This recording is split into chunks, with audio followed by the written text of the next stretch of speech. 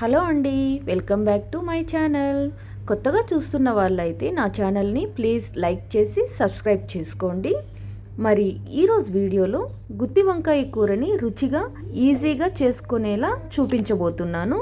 వంకాయతో చేసే విధంగా కూర చేస్తే ఆ కూరకు మించిన రుచి ఏ కూరగాయతో రాదండి. సో అటువంటి వంకాయతో సింపుల్గా చేసి చూపించబోతున్నాను. చాలా చాలా బాగుంటుంది. రైస్లోకైనా చపాతీలోకైనా అదిరిపోతుంది. డెఫినెట్గా ట్రై చేయవలసిన రెసిపీ. తయారీ విధానం చూద్దాం. ఇప్పుడు మసాలా ప్రిపేర్ చేసుకుందాము. స్టవ్ ఆన్ చేసుకొని ఒక కడాయి పెట్టుకోవాలి. కడాయి వేడయ్యాక చెక్క, లవంగం, యాలకులు 2 వేసుకొని 2 టేబుల్ స్పూన్ల పల్లీలు వేసుకోవాలి. 1 టేబుల్ స్పూన్ పచ్చిశనగపప్పు, 1 టేబుల్ స్పూన్ మినప్పప్పు వేసుకొని బాగా ఫ్రై చేసుకోవాలండి.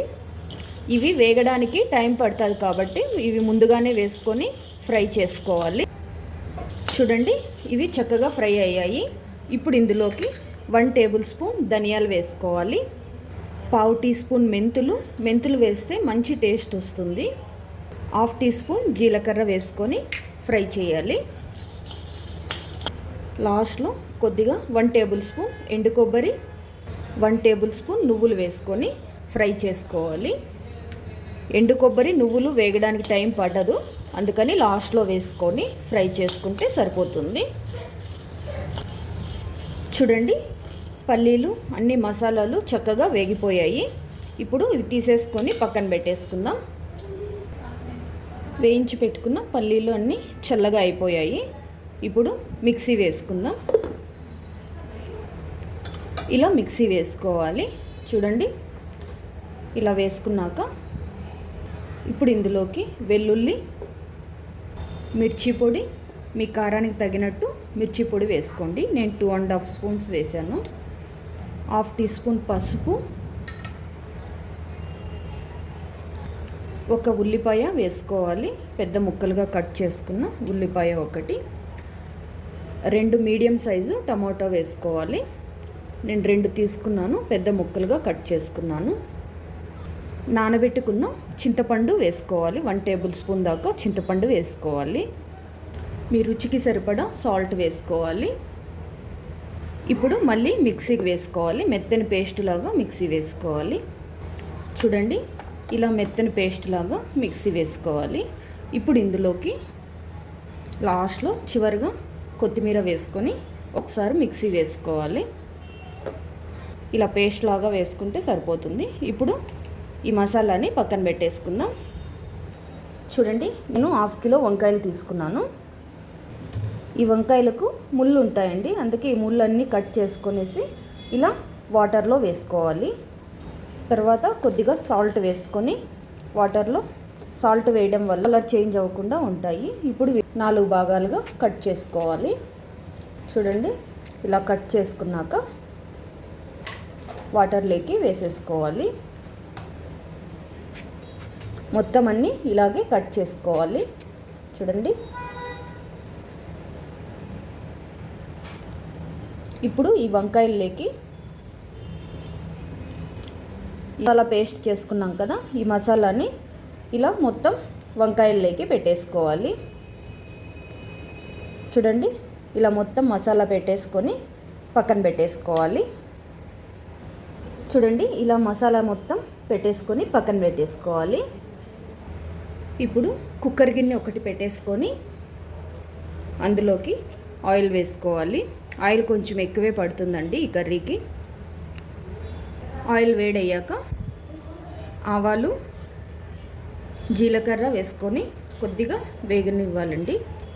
ఇప్పుడు సన్నగా పొడవుగా కట్ చేసుకున్న ఉల్లిపాయ 1 వేసుకోవాలి. అలాగే సన్నగా కట్ చేసుకున్న పచ్చిమిర్చి వేసుకోవాలి. కరివేపాకు కొద్దిగా. ఉల్లిపాయలు పచ్చివాసన పోయేంత వరకు ఫ్రై చేసుకోవాలి. ఎక్కువ వేయించుకోవాల్సిన అవసరం లేదు. చూడండి, ఈ విధంగా ఫ్రై అయితే సరిపోతాయి ఉల్లిపాయలు. ఇప్పుడు ఇందులోకి వంకాయలు వేసేసుకోవాలి. వంకాయలను మీడియం ఫ్లేమ్లో ఒక 5 మినిట్స్ దాకా కుక్ చేసుకోవాలి. వెంటనే కలపకూడదండి. ఒక 5 మినిట్స్ కుక్ చేసుకోవాలి. మీరు ఈ వంకాయ కర్రీని గిన్నెలో అయినా చేసుకోవచ్చండి. కుక్కర్లో చేస్తున్నా నేను, తొందరగా అవుతుంది అనేసి. తొందరగా చేసుకోవాలంటే కుక్కర్లో ఒక విజిల్ పెట్టేస్తే సరిపోతుంది. మూత పెట్టేసుకొని కుక్ చేసుకుందాం. మధ్యలో ఒకసారి మిక్స్ చేసుకుందాం. చూడండి, వంకాయల్ని మరొక వైపుకు ఇలా టర్న్ చేసుకుందాం. మసాలా ఉంది కదండి, మాడిపోతుంది. ఇలా ఇంకొక వైపుకు ఇలా కలుపుకోవాలి.